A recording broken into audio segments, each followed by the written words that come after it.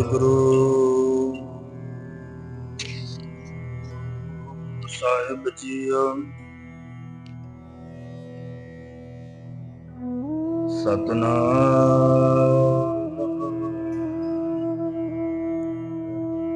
ਸ੍ਰੀ ਵਾਹਿਗੁਰੂ ਸਾਹਿਬ JIO.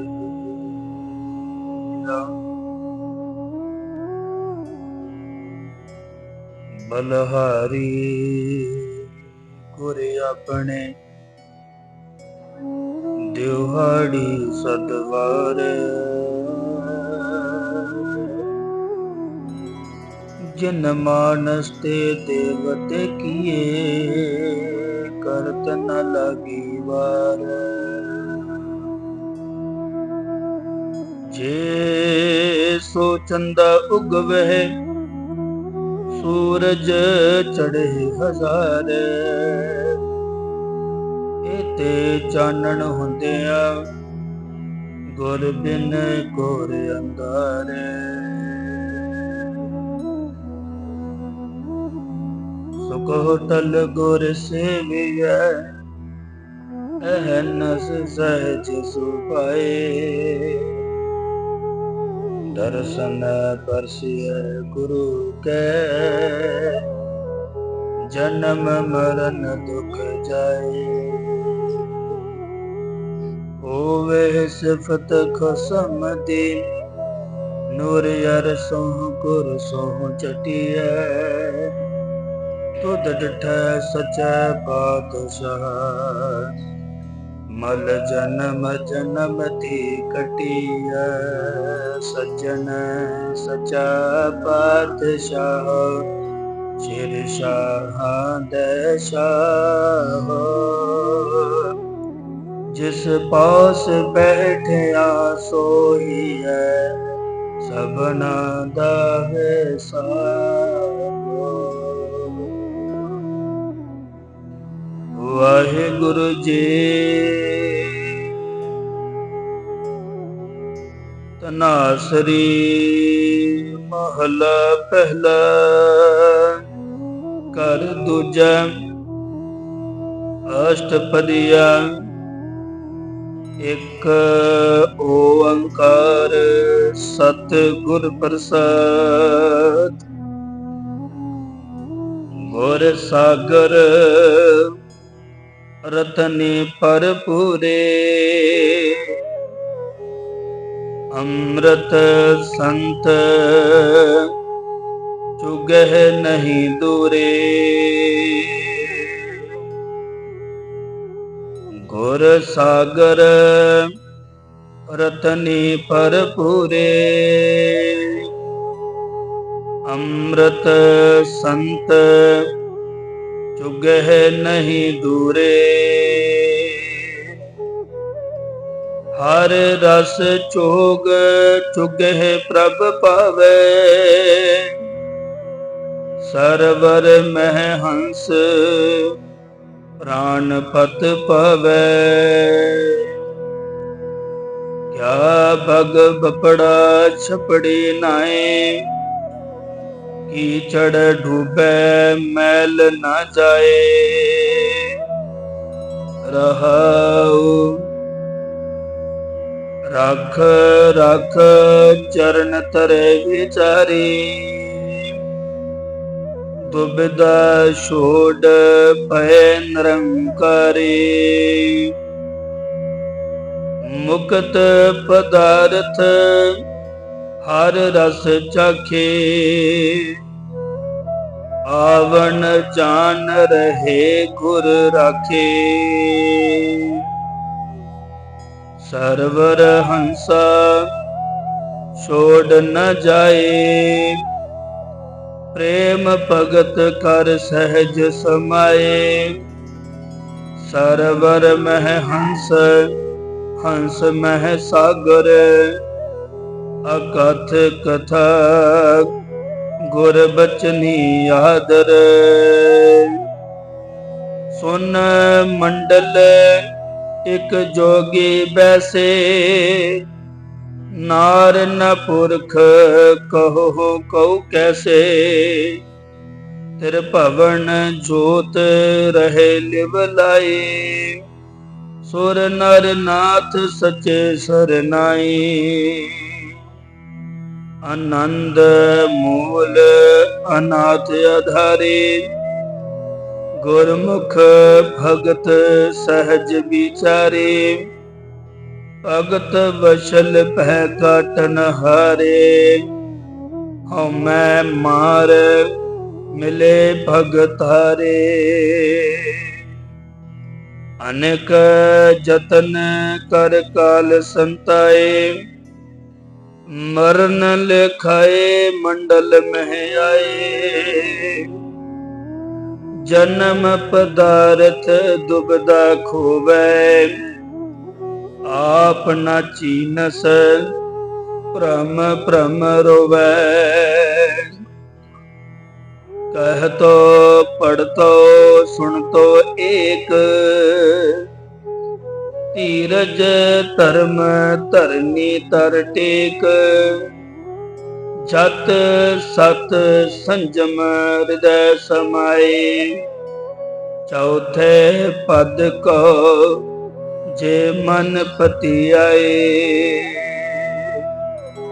ਸਾਚੇ ਨਿਰਮਲ ਮੈਲ ਨ ਲਾਗੈ। ਗੁਰ ਕੈ ਸ਼ਬਦ ਪਰਮ ਪੋ ਭਾਗੈ।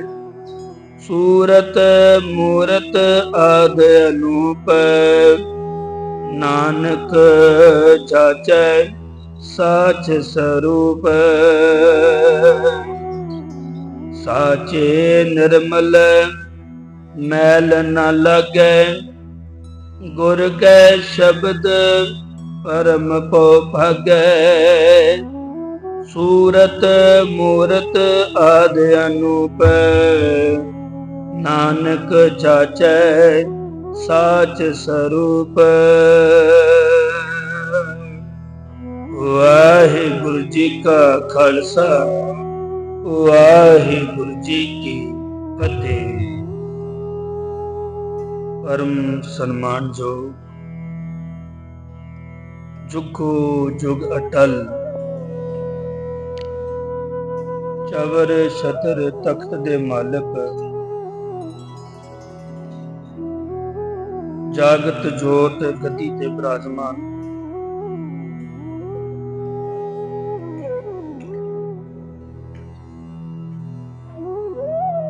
ਗੱਦੀ ਤੇ ਬਿਰਾਜਮਾਨ ਧੰਨ ਧੰਨ ਸਾਹਿਬ ਸ੍ਰੀ ਗੁਰੂ ਗ੍ਰੰਥ ਸਾਹਿਬ ਮਹਾਰਾਜ, ਜਿਨ੍ਹਾਂ ਦੀ ਪਾਵਨ ਪਵਿੱਤਰ ਹਜ਼ੂਰੀ ਦੇ ਅੰਦਰ ਜੁੜ ਬੈਠੇ ਅਤੀ ਸਤਿਕਾਰਯੋਗ ਸਤਸੰਗੀ ਜਣੋ, ਸਤਿਗੁਰ ਪਾਤਸ਼ਾਹ ਜੀ ਨੇ ਕਿਰਪਾ ਕੀਤੀ, ਮਿਹਰਮਤ ਕੀਤੀ ਹੈ, ਜੋ ਅਸਾਂ ਸਭ ਨੂੰ ਅੰਮ੍ਰਿਤ ਵੇਲੇ ਦੀ ਸੰਗਤ ਕਰਨ ਦੇ ਸੁਭਾਗ ਸਮੇਂ ਪ੍ਰਾਪਤ ਕਰਵਾਏ ਹਨ ਅਤੇ ਆਪ ਸਭ ਸੰਗਤਾਂ ਬੜੇ ਹੀ ਪਿਆਰ ਦੇ ਨਾਲ ਅੰਮ੍ਰਿਤ ਵੇਲੇ ਪੰਜਾਂ ਬਾਣੀਆਂ ਦੇ ਜਾਪ ਅਤੇ ਅਰਦਾਸ ਤੋਂ ਉਪਰੰਤ ਸਤਿਗੁਰ ਜੀ ਪਾਸੋਂ ਅੱਜ ਦੇ ਹੁਕਮ ਪ੍ਰਾਪਤ ਕੀਤੇ ਹਨ। ਅੱਜ ਦੇ ਹੁਕਮ ਦੀ ਵਿਚਾਰ ਆਰੰਭ ਕਰਨ ਤੋਂ ਪਹਿਲਾਂ ਆਪਣੇ ਮਨ ਅਤੇ ਚਿੱਤ ਨੂੰ ਇਕਾਗਰ ਕਰਨਾ ਹੈ,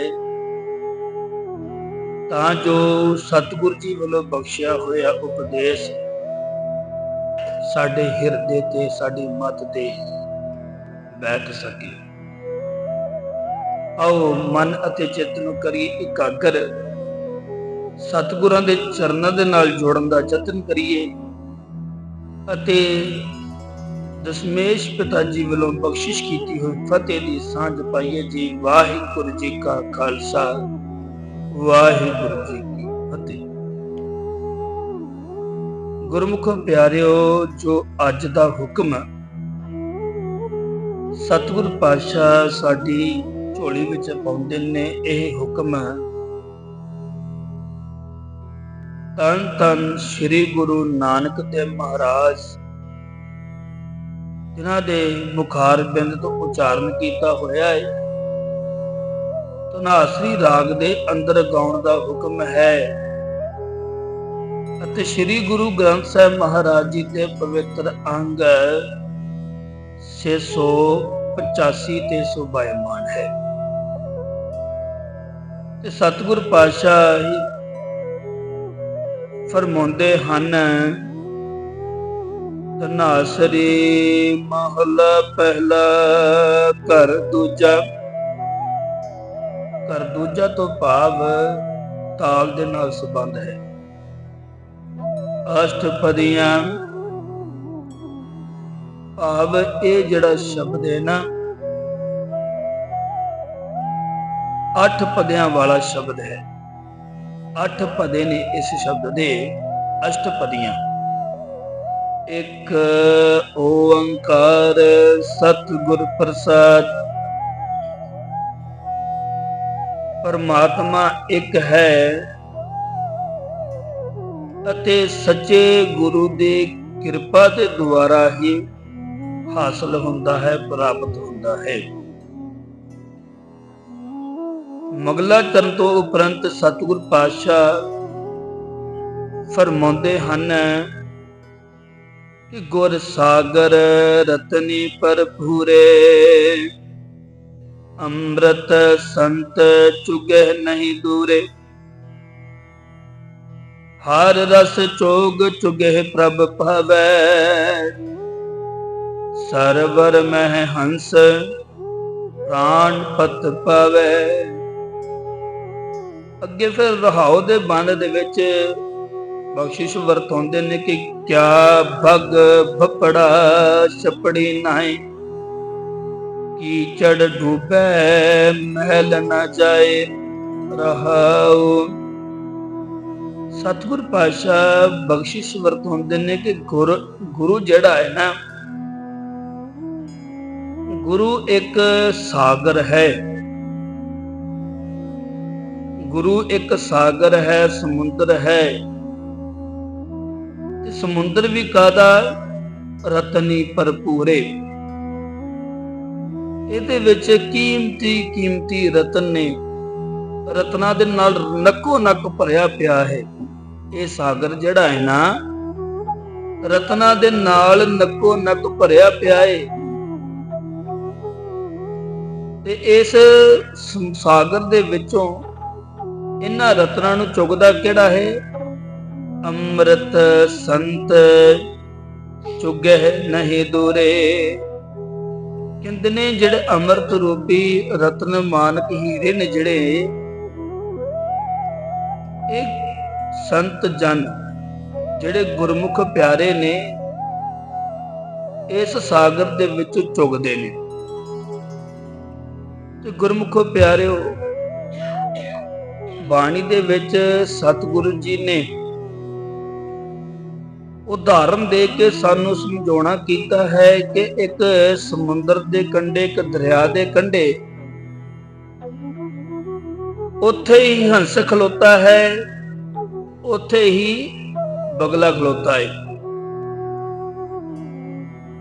ਦੁਬਾਰਾ ਫਿਰ ਬੇਨਤੀ ਕਰ ਦੇਵਾਂ ਕਿ ਇੱਕ ਸਮੁੰਦਰ ਦੇ ਕੰਢੇ ਇੱਕ ਹੰਸ ਵੀ ਖਲੋਤਾ ਹੈ, ਇੱਕ ਬਗਲਾ ਵੀ ਖਲੋਤਾ ਹੈ। ਆਕਾਰ ਵੀ ਦੋਨਾਂ ਦਾ ਇੱਕੋ ਜਿਹਾ ਹੈ, ਰੰਗ ਵੀ ਦੋਨਾਂ ਦਾ ਇੱਕੋ ਜਿਹਾ ਹੈ, ਪਰ ਦੋਨਾਂ ਦੇ ਵਿੱਚ ਅੰਤਰ ਹੈ। ਅੰਤਰ ਕਿਹੜਾ? ਅੰਤਰ ਨੂੰ ਬਿਆਨ ਕਰਦਿਆਂ ਸਤਿਗੁਰੂ ਜੀ ਨੇ ਬਾਣੀ ਵਿੱਚ ਸਾਨੂੰ ਉਪਦੇਸ਼ ਬਖਸ਼ਿਸ਼ ਕਰ ਦਿੱਤਾ ਕਿ ਹੰਸਾਂ ਵਿੱਚ ਬੈਠਾ ਬੱਗ ਨਾ ਬਣੀ, ਨਿਤ ਬੈਠਾ ਮੱਛੀ ਨੂੰ ਤਾਰ ਲਾਵੇ। ਕਿ ਹੰਸ ਜਿਹੜਾ ਹੈ ਨਾ, ਬਗਲਿਆਂ ਦੇ ਵਿੱਚ ਬਗਲਿਆਂ ਦੇ ਵਿੱਚ ਨਹੀਂ ਬੈਠਣਾ। ਹੰਸ ਨੂੰ ਕਹਿੰਦੇ ਨੇ ਕਿ ਬਗਲੇ ਦੇ ਵਿੱਚ ਨਹੀਂ ਬੈਠਣਾ। ਬਗਲਿਆਂ ਵਿੱਚ ਬੈਠ ਜਾਵੇਗਾ ਨਾ ਤਾਂ ਤੇਰੀ ਜਿਹੜੀ ਬਿਰਤੀ ਹੈ ਨਾ ਮੱਛੀ ਦੇ ਵਿੱਚ ਟਿਕ ਜਾਵੇਗੀ। ਕਿਉਂਕਿ ਬਗਲਾ ਕੀ ਕਰਦਾ ਏ ਕਿ ਹੰਸਾ ਹੀਰਾ ਮੋਤੀ ਚੁਗਣਾ, ਹੰਸ ਜਿਹੜਾ ਏ ਦਰਿਆ ਦੇ ਵਿੱਚ ਮੋਤੀ ਚੁਗਦਾ ਹੈ। ਬਗ ਡੱਡਾ ਭਾਲਣ ਜਾਵੇ, ਤਾਂ ਬਗਲਾ ਕੀ ਕਰਦਾ ਹੈ? ਡੱਡੀਆਂ ਮੱਛੀਆਂ ਚੁਗਦਾ ਪਿਆ ਹੈ। ਡੱਡਾ ਬੱਗਾ ਡੱਡਾ ਭਾਲਣ ਜਾਵੇ, ਬਗਲਾ ਡੱਡੀਆਂ ਮੱਛੀਆਂ ਲੱਭਦਾ ਫਿਰਦਾ ਏ ਤੇ ਹੰਸ ਜਿਹੜਾ ਏ ਉਹ ਮੋਤੀ ਚੁਗਦਾ ਏ। ਤੇ ਗੁਰਮੁਖੋ ਪਿਆਰਿਓ, ਇਸੇ ਤਰ੍ਹਾਂ ਹੀ ਸਤਿਗੁਰੂ ਜੀ ਨੇ ਸਾਨੂੰ ਉਪਦੇਸ਼ ਬਖਸ਼ਿਸ਼ ਕੀਤਾ ਕਿ ਭਾਈ ਜਿਹੜਾ ਸੰਸਾਰ ਹੈ ਨਾ, ਇਹ ਵੀ ਸਮੁੰਦਰ ਦੀ ਨਿਆਈ ਹੈ ਤੇ ਇਹਦੇ ਵਿੱਚ ਵੀ ਲੋਕ ਕਈ ਪ੍ਰਕਾਰ ਦੇ ਵਸਦੇ ਪਏ ਨੇ। ਕਈ ਹੰਸ ਬਿਰਤੀ ਵਾਲੇ ਵਸਦੇ ਪਏ ਨੇ ਤੇ ਕਈ ਬਗਲੇ ਦੀ ਬਿਰਤੀ ਵਾਲੇ ਵੀ ਵਸਦੇ ਪਏ ਨੇ। ਤੇ ਗੁਰਮੁਖੋ ਪਿਆਰਿਓ, ਇਹਦੇ ਵਿੱਚ ਸਵੈ ਪੜਚੋਲ ਕਰਨ ਦੀ ਲੋੜ ਹੈ ਕਿ ਅਸੀਂ ਬਗਲਿਆਂ ਦੇ ਵਿੱਚ ਹਾਂ ਕਿ ਅਸੀਂ ਹੰਸਾਂ ਦੇ ਵਿੱਚ ਹਾਂ। ਜੇਕਰ ਅਸੀਂ ਗੁਰੂ ਦੀ ਦੱਸੇ ਹੋਏ ਉਪਦੇਸ਼ ਨੂੰ ਅਪਣਾਉਂਦੇ ਹਾਂ, ਜੇਕਰ ਅਸੀਂ ਗੁਰੂ ਦੇ ਗਿਆਨ ਨੂੰ ਅਪਣਾਉਂਦੇ ਹਾਂ, ਕਿਉਂਕਿ ਮੱਤ ਵਿੱਚ ਰਤਨ ਜਵਾਹਰ ਮਾਣਕ, ਜੇਕਰ ਗੁਰੂ ਦੇ ਬਖਸ਼ੇ ਹੋਏ ਰਤਨਾਂ ਨੂੰ ਅਪਣਾਉਂਦੇ ਹਾਂ ਹੰਸ ਵਾਂਗ, ਕਿਉਂਕਿ ਗੁਰ ਕਾ ਸ਼ਬਦ ਰਤਨ ਹੈ ਹੀਰੇ ਜਿਤ ਜੜਾਓ। ਗੁਰੂ ਦਾ ਸ਼ਬਦ ਜਿਹੜਾ ਹੈ ਨਾ, ਉਪਦੇਸ਼ ਜਿਹੜਾ ਹੈ, ਰਤਨਾਂ ਦੇ ਬਰਾਬਰ ਹੈ, ਰਤਨਾਂ ਦੇ ਬਰਾਬਰ ਹੈ। ਤੇ ਹੰਸ ਜਿਹੜਾ ਰਤਨ ਚੁਗਦਾ ਹੈ, ਇਹਦੇ ਵਿੱਚ ਸਵੈ ਪੜਚੋਲ ਕਰਨੀ ਹੈ ਆਪਾਂ ਕਿ ਅਸੀਂ ਕਿਸ ਬਿਰਤੀ ਵਾਲੇ ਹਾਂ। ਗੁਰ ਕਾ ਸ਼ਬਦ ਰਤਨ ਹੈ ਹੀਰੇ ਜਿਤ ਜੜਾਓ। ਗੁਰੂ ਦਾ ਸ਼ਬਦ ਇੱਕ ਰਤਨਾਂ ਦੀ ਨਿਆਈ ਹੈ, ਰਤਨਾਂ ਦੇ ਬਰਾਬਰ ਹੈ। ਕਿ ਅਸੀਂ ਰਤਨਾਂ ਨੂੰ ਚੁਗਦੇ ਹਾਂ, ਕਿ ਅਸੀਂ ਸਤਿਗੁਰੂ ਦੇ ਬਖਸ਼ੇ ਹੋਏ ਉਪਦੇਸ਼ ਨੂੰ ਅਪਣਾਉਂਦੇ ਹਾਂ, ਉਹਦੇ ਉੱਪਰ ਚੱਲਦੇ ਹਾਂ, ਕਿ ਅਸੀਂ ਸਤਿਗੁਰੂ ਦੇ ਗਿਆਨ ਨੂੰ ਅਪਣਾਉਂਦੇ ਹਾਂ, ਬਾਣੀ ਪੜ੍ਹਦੇ ਹਾਂ ਕਿ ਨਾਮ ਜਪਦੇ ਹਾਂ, ਅੰਮ੍ਰਿਤ ਵੇਲੇ ਉੱਠਦੇ ਹਾਂ। ਦੂਜੇ ਪਾਸੇ ਬਗਲੇ ਦੀ ਬਿਰਤੀ ਵੀ ਬਿਆਨ ਕੀਤੀ ਸਤਿਗੁਰੂ ਜੀ ਨੇ ਕਿ ਬਗ ਡੱਡਾ ਭਾਲਣ ਜਾਵੇ। ਦੂਜੇ ਲੋਕ ਵੀ ਹੈਗੇ ਨੇ ਜਿਨ੍ਹਾਂ ਨੇ ਗੁਰੂ ਘਰ ਤੋਂ, ਗੁਰਬਾਣੀ ਤੋਂ ਇਤਨੀ ਦੂਰੀ ਬਣਾ ਕੇ ਰੱਖੀ ਹੋਈ ਹੈ ਤੇ ਉਹ ਸੰਸਾਰ ਵਿੱਚ ਰਹਿੰਦੇ ਅਨੇਕਾਂ ਕੁਕਰਮ ਕਰੀ ਜਾ ਰਹੇ ਨੇ, ਔਗਣ ਇਕੱਠੀ ਕਰੇ ਜਾ ਰਹੇ ਨੇ, ਸ਼ਰਾਬ ਖੁਆਬ ਦੇ ਵਿੱਚ ਗਲਤਾਨ ਹੋਏ ਬੈਠੇ ਨੇ, ਮਾੜੇ ਕੰਮ ਕਰਦੇ ਨੇ, ਦੂਸਰੇ ਦਾ ਬੁਰਾ ਤੱਕਦੇ ਨੇ, ਵੈਰ ਭਾਵਨਾ ਰੱਖਦੇ ਨੇ, ਜਾਤ ਪਾਤ ਛੂਤ ਛਾਤ ਭਾਵ ਕਿ ਐਸੇ ਭੈੜੇ ਔਗਣ ਜਿਹੜੇ ਨੇ ਨਾ, ਉਹ ਚੁੱਕੇ ਫਿਰਦੇ ਨੇ ਤੇ ਉਹ ਲੋਕ ਆ ਜਾਂਦੇ ਨੇ ਬਗਲੇ ਦੇ ਬਰਾਬਰ। ਉਹ ਬਗਲੇ ਦੇ ਬਰਾਬਰ ਆ ਜਾਂਦੇ ਨੇ, ਕਹਿੰਦੇ ਨੇ ਹੰਸਾ ਮੋਹੀਰਾ ਮੋਤੀ ਚੁਗਣਾ, ਬਗ ਡੱਡਾ ਭਾਲਣ ਜਾਵੇ। ਉੱਡ ਰਿਹਾ ਵਿਚਾਰਾ ਬਗਲਾ, ਮਤ ਹੋਵੇ ਮੰਜ਼ਿਲ ਖਾਵੇ। ਗੁਰਮੁਖੋ ਪਿਆਰਿਓ, ਜਿੱਥੇ ਸਤਿਗੁਰ ਪਾਤਸ਼ਾਹ ਜੀ ਨੇ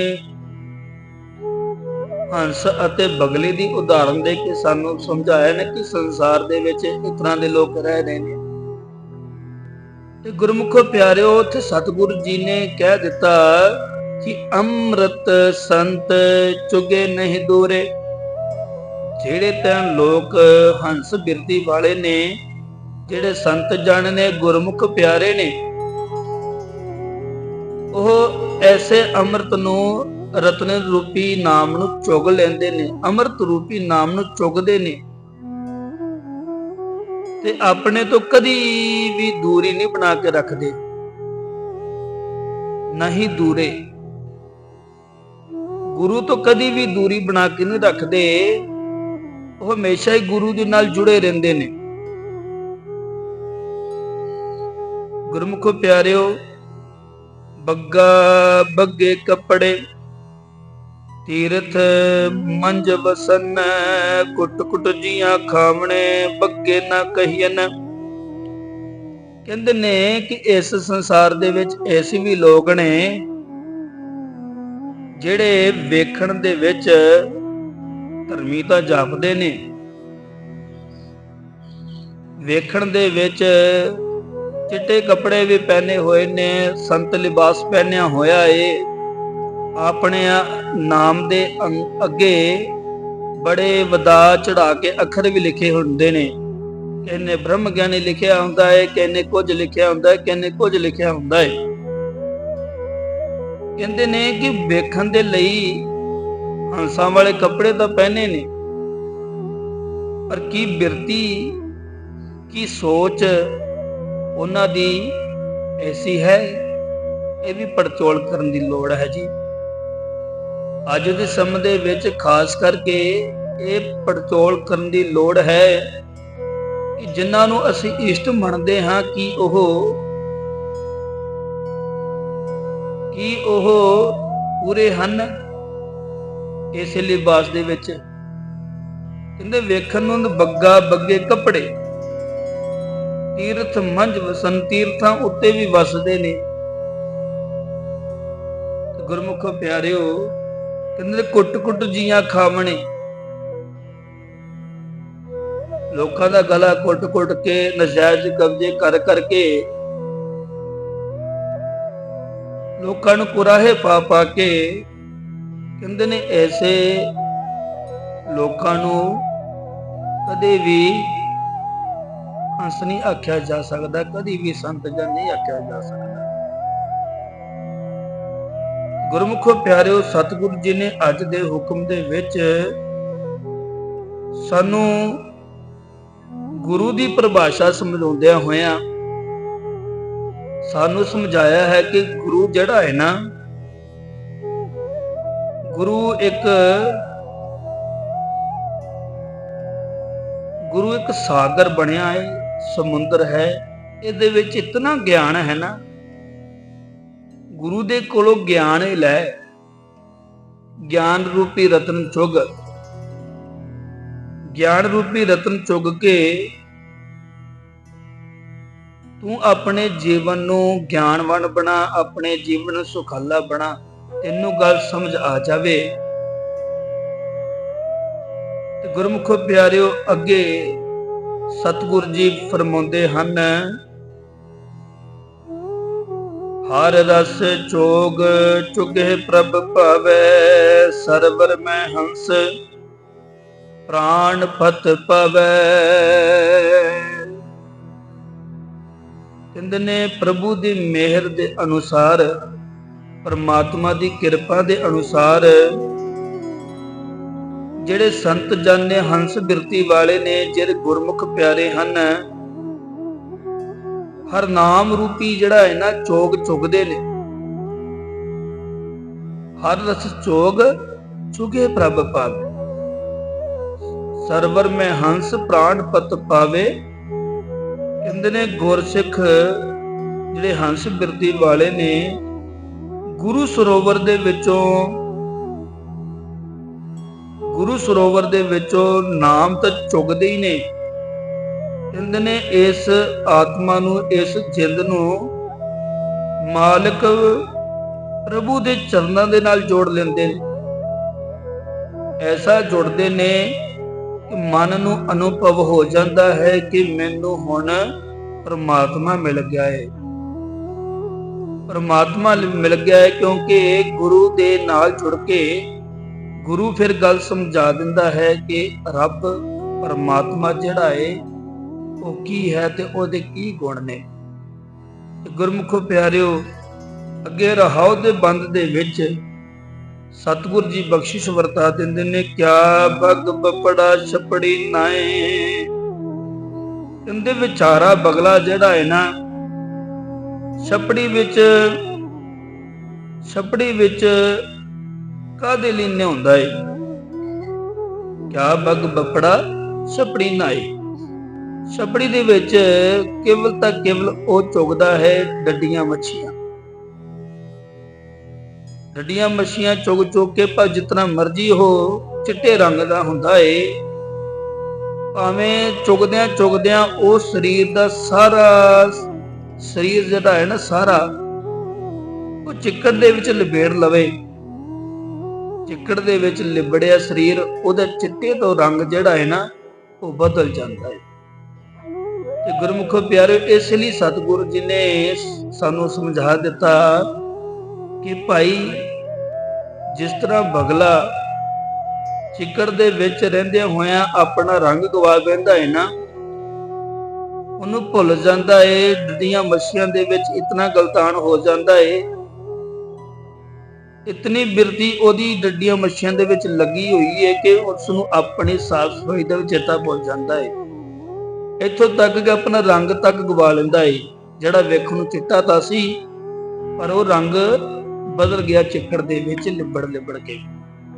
ਤੇ ਇਹ ਮਨੁੱਖ, ਤੇਰੀ ਬਿਰਤੀ ਤਾਂ ਕਿਤੇ ਐਸੀ ਨਹੀਂ, ਤੂੰ ਵੀ ਸੰਸਾਰ ਦੇ ਵਿੱਚ ਰਹਿ ਰਿਹਾ ਏ। ਇਸ ਸੰਸਾਰ ਦੇ ਵਿੱਚ ਰਹਿੰਦਿਆਂ ਤੂੰ ਕੀ ਲੱਭਦਾ ਹੈ? ਇਸ ਸਵੈ ਪਰਚੋਲ ਕਰਦੇ ਹਾਂ ਕਿ ਅਸੀਂ ਸੰਸਾਰ ਦੇ ਵਿੱਚ ਰਹਿੰਦਿਆਂ ਕੀ ਖੱਟ ਰਹੇ ਹਾਂ ਤੇ ਕੀ ਚੁਗ ਰਹੇ ਹਾਂ। ਕਿਆ ਬਗ ਬੱਪੜਾ ਛਪੜੀ ਨਾਈ, ਕੀਚੜ ਡੁੱਬੇ ਮੈਲ ਨਾ ਜਾਏ। ਚਿੱਕੜ ਦੇ ਵਿੱਚ ਡੁੱਬ ਕੇ ਕੀ ਮੈਲ ਚਲੀ ਜਾਵੇਗੀ? ਚਿੱਕੜ ਦੇ ਵਿੱਚ ਵੜਿਆ ਕਿ ਮੈਲ ਚਲੀ ਜਾਵੇਗੀ? ਨਹੀਂ। ਤੇ ਗੁਰਮੁਖੋ ਪਿਆਰਿਓ, ਇੱਥੇ ਸਤਿਗੁਰੂ ਜੀ ਨੇ ਬਗਲੇ ਦੀ ਉਦਾਹਰਨ ਲੈ ਕੇ ਸਾਨੂੰ ਕਹਿ ਦਿੱਤਾ ਕਿ ਜਿਤਨਾ ਮਰਜ਼ੀ ਬਗਲਾ ਚਿੱਕੜ ਦੇ ਵਿੱਚ ਨਹਾਈ ਜਾਵੇ, ਉਹਦੀ ਮੈਲ ਨਹੀਂ ਜਾਵੇਗੀ। ਇਸੇ ਲਈ ਸਤਿਗੁਰੂ ਜੀ ਸਾਨੂੰ ਵੀ ਸਮਝਾ ਦਿੱਤਾ ਕਿ ਭਾਈ ਮਨੁੱਖ, ਉਹ ਵੀ ਸੰਸਾਰ ਦੇ ਵਿੱਚ ਰਹਿੰਦਿਆਂ ਹੋਇਆਂ ਨਾ, ਸੰਸਾਰ ਦੇ ਵਿੱਚ ਰਹਿੰਦਿਆਂ ਹੋਇਆਂ ਕੁਕਰਮਾਂ ਦੇ ਵਿੱਚ, ਔਗਣਾਂ ਦੇ ਵਿੱਚ, ਮਾੜੇ ਕੰਮਾਂ ਦੇ ਵਿੱਚ ਇਤਨਾ ਗਲਤਾਨ ਨਾ ਹੋ ਜਾਵੀਂ ਕਿ ਤੇਰੀ ਮੈਲ ਲੱਥਣੀ ਔਖੀ ਹੋ ਜਾਵੇ। ਤੇਰੀ ਮੈਲ ਜਿਹੜੀ ਇਹ ਲੱਥਣੀ ਔਖੀ ਹੋ ਜਾਵੇ, ਇਹ ਗੱਲ ਵਿਚਾਰ ਕੇ ਰੱਖਣੀ ਹੈ। ਤੂੰ ਹੰਸ ਬਿਰਤੀ ਵਾਲਾ ਬਣਨਾ ਹੈ ਕਿ ਬਗਲੇ ਵਾਲਾ ਬਣਨਾ ਹੈ, ਇਹ ਤੇਰੇ ਹੱਥ ਵੱਸ ਹੈ। ਜੇ ਤਾਂ ਗੁਰੂ ਦੇ ਨਾਲ ਜੁੜ ਗਿਆ ਫੇਰ ਤਾਂ ਤੂੰ ਬਣ ਜਾਵੇਂਗਾ ਹੰਸ, ਕਿਉਂਕਿ ਗੁਰੂ ਇੱਕ ਐਸੀ ਤਾਕਤ ਰੱਖਦਾ ਏ ਕਿ ਸਾਨੂੰ ਦੇਵਤਾ ਤੱਕ ਬਣਾ ਦਿੰਦਾ ਏ, ਸਾਨੂੰ ਮਨੁੱਖਾਂ ਤੋਂ ਦੇਵਤਾ ਬਣਾ ਦਿੰਦਾ ਏ। ਐਸੀ ਬਿਰਤੀ, ਐਸੀ ਸਮਰੱਥਾ ਰੱਖਦਾ ਹੈ ਗੁਰੂ। ਜਿਨ ਮਾਨਸ ਤੇ ਦੇਵਤੇ ਕੀ ਕਰਤ ਨਾ ਲਾਗੀ ਵਾਰ। ਅੱਗੇ ਸਤਿਗੁਰੂ ਜੀ ਫਰਮਾਉਂਦੇ ਹਨ,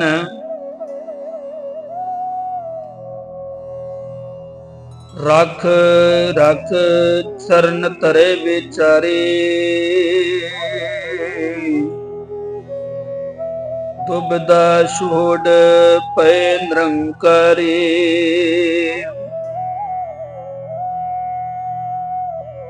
ਕਹਿੰਦੇ ਨੇ ਜਿਹੜਾ ਗੁਰਸਿੱਖ ਬੜਾ ਸੁਚੇਤ ਹੋ ਕੇ ਪੂਰੀ ਵਿਚਾਰ ਨਾਲ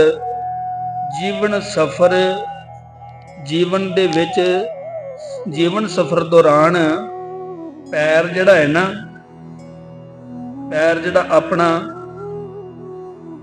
ਬੜੇ ਪਿਆਰ ਦੇ ਨਾਲ, ਧਿਆਨ ਦੇ ਨਾਲ ਰੱਖਦਾ ਹੈ। ਗੁਰਸਿੱਖ ਸੁਚੇਤ ਹੋ ਕੇ ਰੱਖ ਰੱਖ ਚਰਨ ਧਰੇ ਵਿਚਾਰੀ। ਰੱਖ ਰੱਖ ਤੋਂ ਭਾਵ ਹੈ ਰੱਖ ਰੱਖ ਕੇ ਧਿਆਨ ਦੇ ਨਾਲ ਬੜਾ ਸੁਚੇਤ ਹੋ ਕੇ ਇਸ ਸੰਸਾਰ ਦੇ ਵਿੱਚ ਵਿਚਰਦਾ ਹੈ। ਤੇ ਗੁਰਮੁਖੋ ਪਿਆਰਿਓ, ਦੁਬਿਧਾ ਛੋੜ ਪਏ ਨਿਰੰਕਾਰੀ। ਤੇ ਗੁਰਮੁਖੋ ਇੱਕ ਗੱਲ ਯਾਦ ਆ ਗਈ, ਇੱਕ ਛੋਟੀ ਜੀ ਗਾਥਾ ਹੈ ਸਮਝਣ ਦੇ ਲਈ, ਕਿ ਇੱਕ ਸੰਤ ਜਨ ਹੁੰਦਾ ਹੈ, ਗੁਰਮੁਖ ਕਹਿ ਲੋ, ਪਿਆਰਾ ਕਹਿ ਲੋ, ਰੱਬ ਨੂੰ ਮੰਨਣ ਵਾਲਾ ਕਹਿ ਲੋ। ਤੇ ਰੱਬ ਨੂੰ ਮੰਨਣ ਵਾਲਾ ਪਿਆਰਾ, ਆਪਾਂ ਗੱਲ ਕਰਨ ਲੱਗੇ ਰੱਖ ਰੱਖ ਚਰਨ ਧਰੇ ਵਿਚਾਰੀ ਕਿ ਸੰਸਾਰ ਦੇ ਵਿੱਚ ਰਹਿੰਦਿਆਂ ਹੋਇਆਂ ਜਿਹੜਾ ਗੁਰਮੁਖ ਪਿਆਰਾ ਹੈ, ਸੰਤ ਜਨ ਹੈ, ਰੱਬ ਨੂੰ ਮੰਨਣ ਵਾਲਾ, ਉਹ ਬੜੇ ਧਿਆਨ ਦੇ ਨਾਲ ਸੁਚੇਤ ਹੋ ਕੇ ਆਪਣੇ ਜੀਵਨ ਚਲਾਉਂਦਾ ਹੈ। ਇਸ ਗੱਲ ਤੇ ਆਪਾਂ ਵਿਚਾਰਨੀ ਹੈ। ਜਿਹੜਾ ਗੁਰਮੁਖ ਪਿਆਰਾ ਹੁੰਦਾ ਹੈ ਨਾ, ਉਹ ਇੱਕ ਗੱਲ ਯਾਦ ਆ ਗਈ ਕਿ ਇੱਕ ਗੁਰਮੁਖ ਪਿਆਰਾ ਜਿਸ ਦਾ ਦਾੜਾ ਚਿੱਟਾ ਹੈ, ਰੱਬ ਨੂੰ ਮੰਨਣ ਵਾਲਾ ਹੈ, ਉਹਦਾ ਲਿਬਾਸ ਵੀ ਬੜਾ ਵਧੀਆ ਹੈ ਤੇ ਉਮਰ ਦੇ ਵਿੱਚ ਕਾਫੀ ਵਡੇਰਾ ਹੋਣ ਕਰਕੇ ਉਹਦਾ ਦਾੜਾ ਬੜਾ ਸੋਹਣਾ ਚਿੱਟਾ ਹੈ।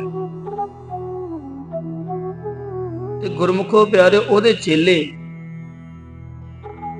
ਚੇਲੇ ਕਹਿਣ ਲੱਗੇ ਕਿ ਗੁਰੂ ਜੀ, ਤੁਹਾਡੀ ਦਾੜੀ ਦੇ ਵਿੱਚ ਇੱਕ ਵੀ ਦਾਗ ਨਹੀਂ, ਇੱਕ ਵੀ ਵਾਲ ਨਹੀਂ ਕਾਲਾ, ਬੜਾ ਸੋਹਣਾ ਤੁਹਾਡਾ ਦਾੜਾ ਹੈ, ਤੇ ਕੀ ਇਤਨਾ ਹੀ ਰਵੇਗਾ ਇਹ? ਤੇ ਕਹਿਣ ਲੱਗਾ ਕਿ ਇਹ ਸਮਾਂ ਆਉਣ ਤੇ ਦੱਸਾਂਗੇ, ਇਹ ਸਮਾਂ ਆਉਣ ਤੇ ਦੱਸਾਂਗੇ। ਫਿਰ 2 ਦਿਨਾਂ ਬਾਅਦ 3 ਦਿਨਾਂ ਬਾਅਦ ਦੱਸਿਆ, ਪੁੱਛਿਆ ਫਿਰ ਉਹਦੇ ਚੇਲਿਆਂ ਨੇ ਕਿ ਇਹ ਦਾੜਾ ਇਤਨਾ ਚਿੱਟਾ ਕਿਉਂ ਹੈ ਤੇ ਕਿ ਸਦਾ ਹੀ ਚਿੱਟਾ ਰਹੇਗਾ? ਫਿਰ ਕਹਿ ਦਿੱਤਾ ਕਿ ਇਹ ਦੱਸਾਂਗੇ ਸਮਾਂ ਆਉਣ ਤੇ। ਤੇ ਜਦੋਂ ਅੰਤਲਾ ਸਮਾਂ ਆਇਆ, ਉਸ ਮਨੁੱਖ ਦਾ, ਐਸੇ ਗੁਰਮੁਖ ਪਿਆਰੇ ਦਾ, ਉਹਨੇ ਇੱਕ ਗੱਲ ਕਹਿ ਦਿੱਤੀ, ਆਪਣੇ ਚੇਲੇ ਨੂੰ ਬੁਲਾ ਕੇ ਕਹਿ ਦਿੱਤਾ ਕਿ ਤੁਸੀਂ ਕਹਿੰਦੇ ਸੀ ਕਿ ਇਹ ਦਾੜਾ ਸਦਾ ਚਿੱਟਾ ਰਹੇਗਾ। ਇਹ ਗੱਲ ਕਹਿ ਦਿੱਤੀ ਕਿ ਹਾਂਜੀ, ਇਹ ਗੱਲ ਮੈਂ ਹੁਣ ਕਹਿ ਸਕਦਾ ਹਾਂ ਕਿ ਵਾਕਿਆ ਹੀ ਮੇਰਾ ਦਾੜਾ ਚਿੱਟਾ ਹੈ। ਇਹ ਗੱਲ ਮੈਂ ਹੁਣ ਕਹਿ ਸਕਦਾ ਹਾਂ। ਤਾਂ ਚੇਲੇ ਕਹਿਣ ਲੱਗੇ ਕਿ ਤੁਸੀਂ ਇਹ ਗੱਲ ਪਹਿਲਾਂ ਵੀ ਕਹਿ ਸਕਦੇ ਸੀ ਕਿ ਮੇਰਾ ਦਾੜਾ ਚਿੱਟਾ ਹੈ। ਤਾਂ ਕਹਿੰਦੇ ਵੀ ਮੈਂ ਕਹਿ ਤਾਂ ਸਕਦਾ ਸਾਂ, ਪਰ ਇਸ ਜੀਵਨ ਦੇ ਵਿੱਚ ਰਹਿੰਦਿਆਂ ਹੋਇਆਂ ਕੋਈ ਪਤਾ ਨਹੀਂ ਕਿਸ ਸਮੇਂ ਦਾਗ ਲੱਗ ਗਿਆ, ਕਿਉਂਕਿ ਮਨ ਹੈ ਕਦੀ ਵੀ ਰਸਾਤਲ ਵੱਲ ਜਾ ਸਕਦਾ ਹੈ। ਇਹ ਮਨ ਕਦੀ ਵੀ ਰਸਾਤਲ ਵੱਲ ਜਾ ਸਕਦਾ ਹੈ। ਕਹਿੰਦੇ ਮੈਂ ਉਦੋਂ ਵੀ ਕਹਿ ਸਕਦਾ ਸਾਂ, ਪਰ ਮੈਂ ਉਦੋਂ ਕਿਹਾ ਨਹੀਂ, ਕਿਉਂਕਿ ਜੀਵਨ ਦੇ ਵਿੱਚ ਰਹਿੰਦਿਆਂ ਹੋਇਆਂ ਕੋਈ ਪਤਾ ਨਹੀਂ ਕਿੱਥੇ ਇਸ ਜੀਵਨ ਦੇ ਵਿੱਚ ਐਸਾ ਦਾਗ ਲੱਗ ਜਾਂਦਾ ਏ ਕਿ ਜਿਹੜਾ ਸਾਰੀ ਜੀਵਨ ਦੇ ਵਿੱਚ ਸਾਰੀ ਜ਼ਿੰਦਗੀ ਧੁੱਪਦਾ ਨਹੀਂ, ਐਸਾ ਦਾਗ ਲੱਗ ਜਾਂਦਾ ਏ। ਸਤਿਗੁਰੂ ਜੀ ਨੇ ਅੱਜ ਸਾਨੂੰ ਇਹੀ ਸਮਝਾ ਦਿੱਤਾ ਕਿ ਰੱਖ ਰੱਖ ਚਰਨ ਧਰੇ ਵਿਚਾਰੀ। ਜਿਹੜਾ ਗੁਰਮੁਖ ਪਿਆਰਾ ਹੈ ਨਾ, ਬੜਾ ਸੁਚੇਤ ਹੋ ਕੇ ਇਸ ਜੀਵਨ ਦੇ ਵਿੱਚ ਧਿਆਨ ਦੇ ਨਾਲ ਜਿਹੜਾ ਕਦਮ ਰੱਖਦਾ ਹੈ, ਸੁਚੇਤ ਹੋ ਕੇ ਚੱਲਦਾ ਹੈ ਕਿ ਮੇਰੇ ਜੀਵਨ ਦੇ ਵਿੱਚ ਕਦੇ ਕੋਈ ਦਾਗ ਨਾ ਲੱਗ ਜਾਵੇ, ਕਦੇ ਕੋਈ ਐਸਾ ਕੋਈ ਦਾਗ ਨਾ ਲੱਗ ਜਾਵੇ ਕਿ ਜਿਹੜਾ ਸਾਰੇ ਜੀਵਨ ਦੇ ਵਿੱਚ ਮੈਂ ਧੋ ਨਾ ਸਕਾਂ। ਰੱਖ ਰੱਖ ਚਰਨ ਧਰੇ ਵਿਚਾਰੇ, ਦੁਬਿਧਾ ਛੋੜ ਭਏ ਨਿਰੰਕਾਰੀ। ਦੇ ਪਰਮਾਤਮਾ ਤੋਂ ਬਿਨਾਂ ਕਿਸੇ ਹੋਰ ਆਸਰੇ ਦੀ ਭਾਲ ਛੱਡ ਕੇ ਪਰਮਾਤਮਾ ਦਾ ਹੀ ਬਣ ਜਾਂਦਾ ਹੈ। ਦੁਬਿਧਾ ਛੋੜ, ਦੁਬਿਧਾ ਕਹਿੰਦੇ ਨੇ ਕਿਸੇ ਹੋਰ ਦੇ ਆਸਰੇ ਤੱਕਣੇ, ਦੂਜਿਆਂ ਦਾ ਆਸਰਾ ਤੱਕਣਾ,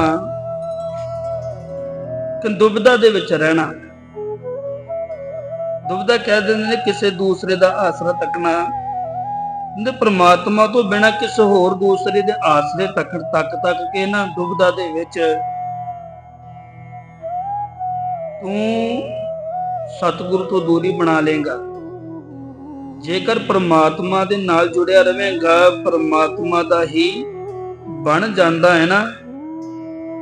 ਦੁਬਿਧਾ ਛੋੜ ਭਏ ਨਿਰੰਕਾਰੀ, ਦੁਬਿਧਾ ਨੂੰ ਛੱਡ ਕੇ ਭਏ ਨਿਰੰਕਾਰੀ ਤੂੰ ਪ੍ਰਮਾਤਮਾ ਦਾ ਰੂਪ ਹੀ ਬਣ ਜਾਵੇਂਗਾ। ਮੁਕਤ ਪਦਾਰਥ ਹਰ ਰਸ ਚਾਖੇ। ਕਹਿੰਦੇ ਮੁਕਤ ਜਿਹੜਾ ਮੁਕਤੀ ਦਾ ਪਦਾਰਥ ਹੈ ਨਾ, ਪਰਮਾਤਮਾ ਦੇ ਨਾਮ ਦਾ ਰਸ ਚੱਖ ਕੇ ਗੁਰਸਿੱਖ ਉਹ ਪਦਾਰਥ ਹਾਸਲ ਕਰ ਲੈਂਦਾ ਏ ਜੋ ਮਾਇਆ ਦੇ ਮੋਹ ਤੋਂ ਖਲਾਸੀ ਦਵਾ ਦਿੰਦਾ ਏ। ਦੁਬਿਧਾ ਛੋੜ ਪਏ ਨਿਰੰਕਾਰੀ। ਦੁਬਿਧਾ ਦੇ ਵਿੱਚ ਸਤਿਗੁਰੂ ਜੀ ਨੇ ਕਹਿ ਦਿੱਤਾ ਕਿ ਇਹ ਮਨੁੱਖ ਦੁਬਿਧਾ ਵਿੱਚ ਪੈ ਕੇ ਨਾ ਮਾਧਵੇ ਭਜ ਦਿਨ ਨਿਤ ਰਹਿਣੀ, ਜਨਮ ਪਦਾਰਥ ਜੀਤ ਹਰ ਸਰਨੀ। ਜਿੱਥੇ ਦੁਬਿਧਾ ਛੋੜ ਪੈ ਨਿਰੰਕਾਰੀ ਦੀ ਗੱਲ ਕੀਤੀ ਹੈ ਨਾ, ਉੱਥੇ ਇਸ ਜਨਮ ਦੇ ਵਿੱਚ ਜਨਮ ਪਦਾਰਥ ਵੀ ਕਹਿ ਦਿੱਤਾ ਕਿ ਇਹ ਇੱਕ ਜਨਮ ਜਿਹੜਾ ਹੈ ਨਾ, ਜਨਮ ਜੀਤ, ਇਸ ਨੂੰ ਜਿੱਤਣਾ ਹੈ। ਜਨਮ ਪਦਾਰਥ ਜੀਤ ਪੈ ਨਿਤ ਰਹਿਣੀ। ਤੇ ਗੁਰਮੁਖੋ ਪਿਆਰਿਓ, ਸਤਿਗੁਰੂ ਜੀ ਨੇ ਸਾਨੂੰ ਰੱਖ ਰੱਖ ਚਰਨ ਧਰੇ ਵਿਚਾਰੀ,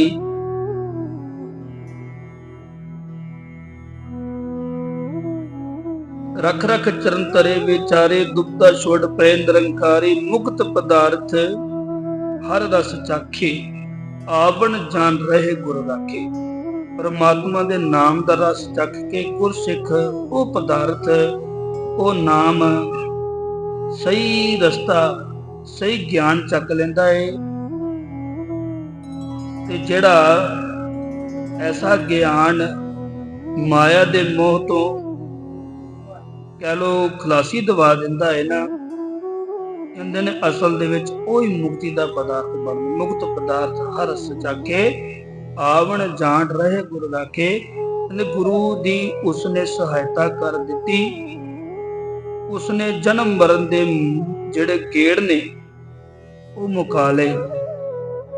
ਆਵਣ ਜਾਣ ਰਹੇ ਗੁਰੂ ਰਾਖੇ, ਸਰਵਰ ਹੰਸਾਂ ਛੋੜ ਨਾ ਜਾਏ, ਪ੍ਰੇਮ ਭਗਤ ਕਰ ਸਹਿ ਸਮਾਏ।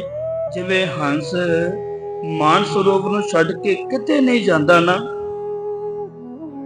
ਕਿਤੇ ਵੀ ਨਹੀਂ ਜਾਂਦਾ। ਕਹਿੰਦੇ ਨੇ ਪ੍ਰੇਮ ਭਗਤ ਕਰ ਸਹਿਜ ਸਮਾਏ। ਕਹਿੰਦੇ ਤਿਵੇਂ ਜਿਹੜਾ ਗੁਰੂ ਦਾ ਸਿੱਖ, ਗੁਰੂ ਦਾ ਪਿਆਰਾ ਜਿਹੜਾ ਹੈ ਨਾ, ਗੁਰੂ ਦਾ ਦਰ ਛੱਡ ਕੇ ਕਿਤੇ ਨਹੀਂ ਜਾਂਦਾ ਨਾ, ਪ੍ਰੇਮ ਭਗਤੀ ਦੀ ਬਰਕਤ ਨਾਲ ਅਡੋਲ ਆਤਮਿਕ ਅਵਸਥਾ ਦੇ ਵਿੱਚ ਹਮੇਸ਼ਾ ਹੀ ਲੀਨ ਹੋ ਜਾਂਦਾ ਹੈ। ਸਰਵਰ ਹੰਸਾਂ ਛੋੜ ਨਾ ਜਾਣਾ, ਪ੍ਰੇਮ ਭਗਤ ਕਰ ਸਹਿਜ ਸਮਾਏ। ਸਰਵਰ ਹੰਸਾਂ ਛੋੜ ਨਾ ਜਾਏ, ਪ੍ਰੇਮ ਭਗਤ ਕਰ ਸਹਿਜ ਸਮਾਏ। ਸਰਵਰ ਮੈਂ ਹੰਸ, ਹੰਸ ਮਹਿ ਸਾਗਰ। ਕਹਿੰਦੇ ਜਿਹੜਾ ਗੁਰਸਿੱਖ ਹੰਸ ਬਿਰਤੀ ਵਾਲਾ ਕਹਿ ਲੋ ਗੁਰ ਸਰੋਵਰ ਵਿੱਚ ਟਿਕਦਾ ਏ, ਉਸ ਦੇ ਅੰਦਰ ਗੁਰੂ ਦਾ ਮਾਨ ਸਰੋਵਰ, ਗੁਰੂ ਜਿਹੜਾ ਹੈ ਨਾ, ਗੁਰੂ ਸਰੋਵਰ, ਮਾਨ ਸਰੋਵਰ ਆਪਣਾ ਆਪ ਪ੍ਰਗਟ ਕਰਦਾ ਏ। ਉਹ ਸਿੱਖ ਦੇ ਅੰਦਰ ਗੁਰੂ ਆਪ ਵਸ ਪੈਂਦਾ ਏ। ਸਰਵਰ ਮੈਂ ਹੰਸ, ਹੰਸ ਮੈਂ ਸਾਗਰ।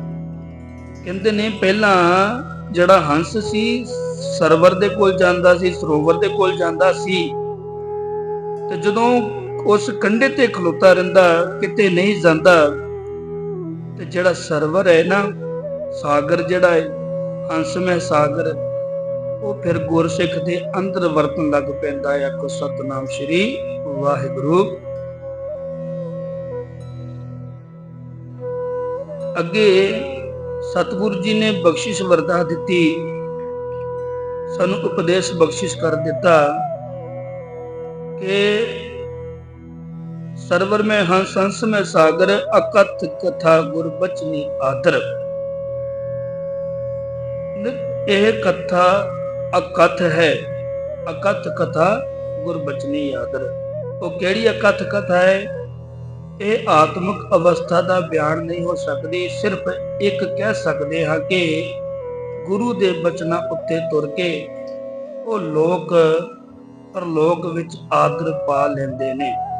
ਅਕਥ ਕਥਾ ਗੁਰ ਬਚਨੀ ਆਦਰ। ਗੁਰੂ ਦੀ ਜਿਹੜੀ ਕਥਾ ਹੈ ਨਾ, ਉਹ ਬੜੀ ਅਕਥ ਹੈ, ਉਹ ਬਿਆਨ ਨਹੀਂ ਕੀਤੀ ਜਾ ਸਕਦੀ। ਤੇ ਜਿਹੜੇ ਇਸ ਕਥਾ ਨੂੰ ਸਮਝ ਲੈਂਦੇ ਨੇ, ਗੁਰੂ ਦੇ ਗਿਆਨ ਨੂੰ ਸਮਝ ਲੈਂਦੇ ਨੇ, ਕਹਿੰਦੇ ਨੇ ਗੁਰੂ ਦੀ ਨਜ਼ਰਾਂ ਦੇ ਵਿੱਚ ਤਾਂ ਆਦਰ ਪਾਉਂਦੇ ਨੇ, ਤੇ ਪ੍ਰਮਾਤਮਾ ਦੀ ਨਿਗਾਹ ਦੇ ਵਿੱਚ ਵੀ ਜਾ ਕੇ ਉਹ ਮਾਣ ਸਤਿਕਾਰ ਖੱਟ ਲੈਂਦੇ ਨੇ। ਸੁਣ ਮੰਡਲ ਇੱਕ ਜੋਗੀ ਪੈਸੇ, ਜਿਹੜਾ ਕੋਈ ਵਿਰਲਾ ਪ੍ਰਭੂ ਚਰਨਾਂ ਵਿੱਚ ਜੁੜਿਆ ਬੰਦਾ ਅਵਸਥਾ ਵਿੱਚ ਟਿਕਦਾ ਏ। ਨਾਰ ਨਾ ਪੁਰਖ ਕਹੋ ਕੋ ਕੈਸੇ, ਉਸਦੇ ਅੰਦਰ ਇਸਤਰੀ ਮਰਦ ਵਾਲੀ ਵੀ ਜਿਹੜੀ ਤਮੀਜ਼ ਨਹੀਂ ਰਹਿੰਦੀ, ਭਾਵ ਉਸਦੇ ਅੰਦਰ ਕਾਮ ਚੇਸ਼ਟਾ ਜਿਹੜੀ ਹੈ ਕਦੀ ਵੀ ਜ਼ੋਰ ਨਹੀਂ ਪਾਉਂਦੀ। ਦੱਸੋ ਕੋਈ ਇਹ ਸੰਕਲਪ ਕਰ ਵੀ ਕਿਵੇਂ ਸਕਦਾ ਹੈ। ਨਾਰ ਨਾ ਪੁਰਖ ਕਹੋ ਕਉ ਕੈਸੇ, ਤ੍ਰਿਭਵਨ ਜੋਤ ਰਹੇ ਲਿਵਲਾਈ। ਕਿਉਂਕਿ ਉਹ ਤਾਂ ਸਦਾ ਪਰਮਾਤਮਾ ਵਿੱਚ ਆਪਣੀ ਸੁਰਤ ਜੋੜੀ ਰੱਖਦਾ ਹੈ, ਜਿਸ ਦੀ ਜੋਤ ਤਿੰਨਾਂ ਭਵਨਾਂ ਦੇ ਵਿੱਚ ਵਿਆਪਕ ਹੈ। ਤ੍ਰਿਭਵਨ ਜੋਤ ਰਹਿ ਲਿਵਲਾਈ, ਸੁਰ ਨਰ ਨਾਥ ਸੱਚੇ ਸਰਨਾਈ। ਅਤੇ ਦੇਵਤੇ ਮਨੁੱਖ ਨਾਥ ਆਦਿਕ ਸਭ ਜਿਸ ਦਾ ਸਦਾ ਥਿਰ ਦੀ ਸ਼ਰਨ ਵਿੱਚ ਰੱਖਦੇ ਹਨ। ਆਨੰਦ ਮੂਲ ਅਨਾਥ ਆਧਾਰੀ, ਗੁਰਸੁਖ ਗੁਰਮੁਖ ਹੰਸ ਜਿਹੜੇ ਨੇ ਗੁਰੂ ਦੇ ਸਾਗਰ ਦੇ ਵਿੱਚ ਟਿਕ ਕੇ ਉਸ ਪ੍ਰਾਣਪਤ ਪ੍ਰਭੂ ਨੂੰ ਹਾਸਲ ਕਰ ਲੈਂਦੇ ਨੇ, ਜੋ ਆਤਮਿਕ ਆਨੰਦ ਦਾ ਸੋਮਾ ਹੈ ਤੇ ਜੋ ਨਿਆਸਰਿਆਂ ਦਾ ਆਸਰਾ ਹੈ। ਤੇ ਗੁਰਮੁਖੋ ਪਿਆਰਿਓ, ਗੁਰਮੁਖ ਭਗਤ ਸਹਿਜ ਵਿਚਾਰੀ, ਭਗਤ ਵਸਲ ਪੈ ਕੱਟ ਨਾ ਹਾਰੇ। ਗੁਰਮੁਖ ਉਸ ਦੀ ਭਗਤੀ ਦੀ ਰਾਹੀਂ ਅਤੇ ਉਸ ਦੇ ਗੁਣਾਂ ਦੇ ਵਿਚਾਰ ਦੀ ਰਾਹੀਂ ਅਟੋਲ ਆਤਮਿਕ ਅਵਸਥਾ ਵਿੱਚ ਟਿਕੇ ਰਹਿੰਦੇ ਹਨ। ਭਗਤ ਵਸਲ ਪੈ ਕੱਟ ਨਾ ਹਾਰੇ, ਫੁਮੇ ਮਾਰ ਮਿਲੇ ਭਗਤਾਰੇ। ਉਹ ਪ੍ਰਭੂ ਆਪਣੇ ਸੇਵਕਾਂ ਦੀ ਭਗਤੀ ਨਾਲ ਪ੍ਰੇਮ ਕਰਦਾ ਏ। ਉਹਨਾਂ ਦੇ ਸਾਰੇ ਡਰ ਦੂਰ ਕਰਕੇ ਉਹਨਾਂ ਨੂੰ ਭਗਤ ਵਸਲ ਪੈ ਕੱਟ ਨਾ ਹਾਰੇ। ਭੈ ਤੋਂ ਭਾਵ ਹੈ ਡਰ, ਸਾਰੇ ਡਰ ਮੁਕਾ ਦਿੰਦਾ ਏ। ਤੇ ਐਸਾ ਸਮਰੱਥ ਹੈ ਗੁਰੂ ਕਿ ਸਾਡੇ ਵਿੱਚੋਂ ਸਰ ਡਰ ਡਰ ਦੀ ਭੈ ਦੀ ਜਿਹੜੀ ਹੈ ਨਾ, ਕਹਿ ਲੋ ਡਰ ਕਹਿ ਲੋ ਭਾਵ ਕਹਿ ਲੋ, ਸਭ ਖਤਮ ਕਰਨ ਦੇ ਸਮਰੱਥ ਰੱਖਦਾ ਹੈ।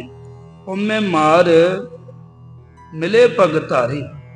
ਕਹਿੰਦੇ ਹਉਮੈ ਮਾਰ ਕੇ ਜਿਹੜਾ ਗੁਰਮੁਖ ਪਿਆਰਾ ਹੈ ਨਾ, ਹਉਮੈ ਮਾਰ ਕੇ ਸਾਧ ਸੰਗਤ ਵਿੱਚ ਟਿਕ ਕੇ ਉਸ ਆਨੰਦ ਮੂਲ ਪ੍ਰਭੂ ਦੇ ਚਰਨਾਂ ਦੇ ਵਿੱਚ ਜੁੜਦੇ ਰਹਿੰਦੇ ਹਨ।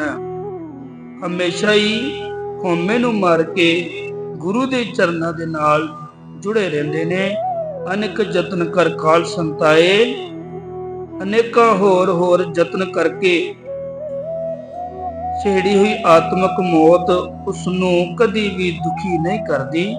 ਅਨੇਕ ਯਤਨ ਕਰ ਕਾਲ ਸੰਤਾਏ, ਮਰਨ ਲਿਖਾਏ ਮੰਡਲ ਮਹਿਆਏ। ਕਿਉਂਕਿ ਉਸ ਨੂੰ ਇਹ ਗੱਲ ਸਮਝ ਆ ਜਾਂਦੀ ਏ ਕਿ ਇਨਸਾਨ ਜਿਹੜਾ ਹੈ ਮਰਨ ਲਿਖਾ ਕੇ ਇਸ ਧਰਤੀ ਤੇ ਆਉਂਦਾ ਏ ਤੇ ਇੱਕ ਦਿਨ ਚਲੇ ਜਾਣਾ ਹੈ। ਇਹ ਗੱਲ ਸਮਝ ਆ ਜਾਂਦੀ ਏ। ਜਨਮ ਪਦਾਰਥ ਦੁਬਿਧਾ ਖੋਵੈ ਹੈ, ਆਪ ਨ ਚੀਨਸ ਭ੍ਰਮ ਰੋਵੇ। ਕਹਿੰਦੇ ਨੇ ਉਹ ਮਨੁੱਖ ਹਉਮੈ ਵਿੱਚ ਭਟਕ ਕੇ ਦੁਖੀ ਹੁੰਦਾ ਏ, ਪਰਮਾਤਮਾ ਤੋਂ ਬਿਨਾਂ ਕਿਸੇ ਹੋਰ ਆਸਰੇ ਦੀ ਭਾਲ ਵਿੱਚ ਰਹਿੰਦਾ ਏ। ਕਹਿੰਦੇ ਨੇ ਉਹ ਮੰਨ ਲਓ ਇੱਕ ਅਮੋਲਕ ਮਨੁੱਖਾ ਜਨਮ ਮਿਲਿਆ ਏ, ਉਸ ਨੂੰ ਗਵਾ ਪੈਂਦਾ ਏ। ਭਾਵ ਜਨਮ ਪਦਾਰਥ ਐਸਾ ਹੈ ਜੋ ਤਾਂ ਇਸ ਗੱਲ ਨੂੰ ਸਮਝ ਲੈਂਦਾ ਏ ਕਿ ਮੈਂ ਇਸ ਧਰਤੀ ਤੇ ਰੱਬ ਦਾ ਨਾਮ ਜਪਣ ਦੇ ਲਈ, ਗੁਰਬਾਣੀ ਪੜ੍ਹਨ ਦੇ ਲਈ ਆਇਆ ਹਾਂ, ਗੁਰੂ ਦੇ ਚਰਨਾਂ ਦੇ ਨਾਲ ਜੁੜਦਾ ਏ, ਤਾਂ ਫਿਰ ਉਹਦਾ ਤਾਂ ਜਨਮ ਪਦਾਰਥ ਸਫਲਾ ਹੋ ਜਾਂਦਾ ਏ। ਪਰ ਜਿਹੜਾ ਇਸ ਗੱਲ ਨੂੰ ਸਮਝ ਹੀ ਨਹੀਂ ਪਾਉਂਦਾ, ਤੇ ਕਹਿੰਦੇ ਨੇ ਉਹ ਬਸ ਭਰਮ ਦੇ ਵਿੱਚ, ਉਹ ਭਰਮ ਦੇ ਵਿੱਚ ਪੈ ਕੇ ਰੋ ਰੋ ਕੇ ਆਪਣਾ ਜੀਵਨ ਸਮਾਪਤ ਕਰ ਜਾਂਦਾ ਹੈ। ਜਨਮ ਪਦਾਰਥ ਦੁਬਿਧਾ ਖੋਵੇ, ਆਪ ਨ ਚੀਨਸ ਭਰਮ ਰੋਵੇ।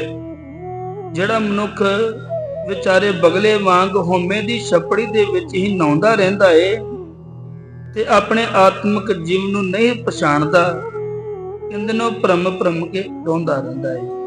ਕਹਿ ਤੋ ਪੜ ਤੋ ਸੁਣ ਤੋ ਏਕ, ਧੀਰਜ ਧਰਮ ਧਰਨੀ ਧਰ ਟੇਕ।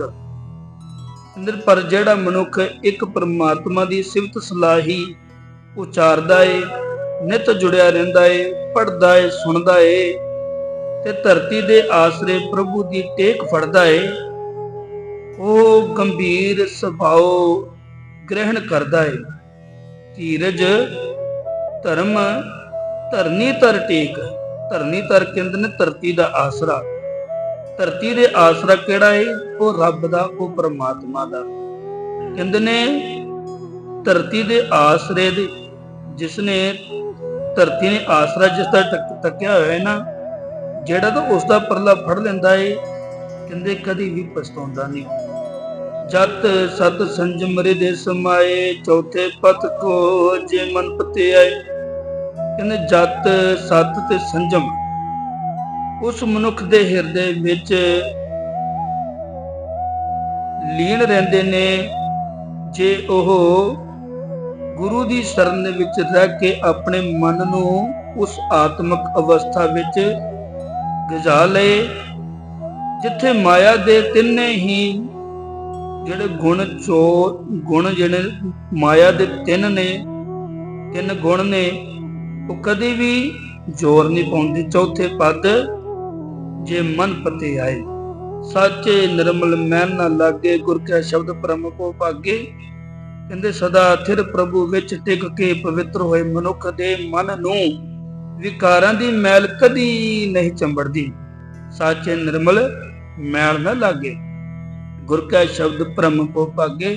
ਤੇ ਗੁਰੂ ਦੀ ਸ਼ਬਦ ਦੇ ਨਾਲ, ਗੁਰੂ ਦੇ ਗਿਆਨ ਦੇ ਨਾਲ ਜੁੜਿਆ, ਗੁਰੂ ਦੀ ਬਰਕਤ ਨਾਲ ਉਸ ਦੀ ਭਟਕਣਾ ਦੂਰ ਹੋ ਜਾਂਦੀ ਹੈ, ਉਸ ਦਾ ਡਰ ਸਹਿਮ ਮੁੱਕ ਜਾਂਦਾ ਹੈ। ਸੂਰਤ ਮੂਰਤ ਆਦ ਅਨੂਪ, ਨਾਨਕ ਜਾਚੈ ਸਾਚ ਸਰੂਪ। ਜਿਸ ਵਰਗਾ ਹੋਰ ਕੋਈ ਨਹੀਂ, ਜਿਸ ਦੀ ਸੂਰਤ ਤੇ ਜਿਸ ਦਾ ਵਜੂਦ ਆਦ ਤੋਂ ਹੀ ਚੱਲਿਆ ਆ ਰਿਹਾ ਹੈ। ਜਿਸ ਵਰਗਾ ਹੋਰ ਕੋਈ ਨਹੀਂ, ਜਿਸ ਦੀ ਸੋਹਣੀ ਸੂਰਤ ਤੇ ਜਿਸ ਦਾ ਵਜੂਦ ਆਦ ਤੋਂ ਹੀ ਚੱਲਿਆ ਆ ਰਿਹਾ ਹੈ ਨਾ। ਆਦ ਤੋਂ ਭਾਵ ਹੈ ਕਿ ਦੂਰ ਚੱਲਿਆ ਆ ਰਿਹਾ ਹੈ। ਆਪਾਂ ਪੜ੍ਹਦੇ ਹਾਂ ਆਦ ਸੱਚ ਜੁਗਾਦ ਸੱਚ ਹੈ ਕੀ ਸੱਚ। ਜਿਹੜਾ ਸਭ ਜਿੱਥੋਂ ਕਹਿ ਲੋ ਕਿ ਸਾਰੀ ਉਤਪਤੀ ਹੋਈ, ਉੱਥੋਂ ਜਿਸ ਦਾ ਵਜੂਦ ਹੈ ਸਾਰਾ, ਕਹਿੰਦੇ ਚੱਲਿਆ ਆ ਰਿਹਾ ਹੈ ਨਾ। ਸੂਰਤ ਮੂਰਤ ਆਦ ਅਨੂਪ। ਅਨੂਪ ਤੋਂ ਭਾਵ ਹੈ ਜੋ ਉਪਮਾ ਤੋਂ ਪਰੇ ਹੈ, ਜਿਸ ਵਰਗਾ ਹੋਰ ਕੋਈ ਨਹੀਂ। ਨਾਨਕ ਜਾਚੇ ਸਾਚ ਸਰੂਪ। ਉਸ ਦਾ ਕਹਿੰਦੇ ਨੇ ਉਸ ਦੀ ਹਸਤੀ, ਉਸ ਦੇ ਗੁਣ ਇਤਨੇ ਵੱਡੇ ਨੇ, ਉਹਦੀ ਹਸਤੀ ਇਤਨੀ ਵੱਡੀ ਹੈ, ਉਹਦੀ ਵਡਿਆਈ ਇਤਨੀ ਵੱਡੀ ਹੈ ਕਿ ਬਿਆਨ ਨਹੀਂ ਕੀਤੀ ਜਾ ਸਕਦੀ। ਨਾਨਕ ਜਾਚੇ ਸਾਚ ਸਰੂਪ। ਸਾਚ ਸਰੂਪ ਤੋਂ ਭਾਵ ਹੈ ਜਿਸ ਦਾ ਸਰੂਪ ਸਦਾ ਕਾਇਮ ਰਹਿਣ ਵਾਲਾ ਹੋਵੇ, ਜਿਹੜਾ ਪੱਕਾ ਹੋਵੇ। ਤੇ ਐਸੇ ਜਾਚੇ ਤੋਂ ਭਾਵ ਹੈ ਤੱਕਣਾ, ਕਿਸੇ ਦੀ ਓਟ ਤੱਕਣਾ।